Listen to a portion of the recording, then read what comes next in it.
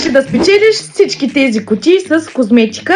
Остани до край, за да разбереш какво съдържат и как можеш да ги спечелиш. В тази кутия се съдържа несесер на бранда. Така искам хубаво да го покажа. Но нека да преминем и към луксозната турбичка.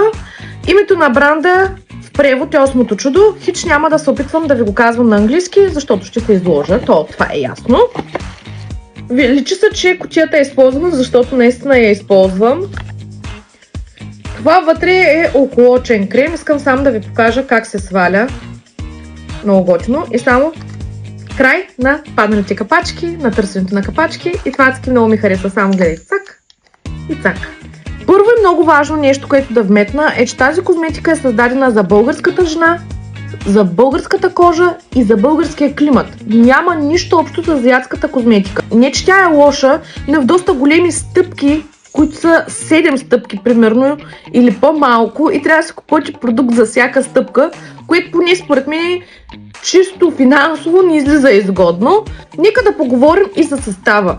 Околочният крем съдържа 3 вида хиалуронова киселина с висока, ниска и средна молекула, което дълбоко хидратира и изпълва кожата. Съдържа депантенол, който се грижи да успокои кожата и подпомага нейната регенерация. Ницианамидът от своя страна се грижи за да намали пигментацията и да стегне порите. Твалана от своя страна хидратира и умекотява кожата. Маслото от камелия подхранва и изглажда. Маслото от кофеинови зърна намалява турбичките и тъмните кръгове. Витамин Е е мощен антиоксидант, който се бори с свободните радикали. Алоe-верата успокоява, хидратира и умекотява кожата. Церамидите възстановяват кожата и задържат влагата. Матрикесил 3000 стимулира производството на колаген и се грижи да стегне кожата. Кофеина стимулира микроциркулацията и намалява подпухналостта.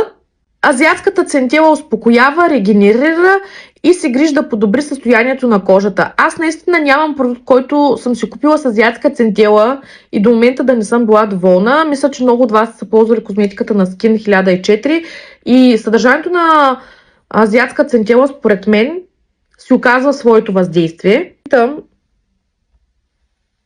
Ще се опитам да ви покажа и крема. Абсолютно е достатъчно да се нанасяте само вечер околочен и нощен крем, за да може да ви възстанови и хидратира достатъчно добре, да се погрижи за кожата. Не е нужно и през деня да си мислите за какви ли не продукти. Това и нощния крем изглежда почти по същия начин като околочния крем.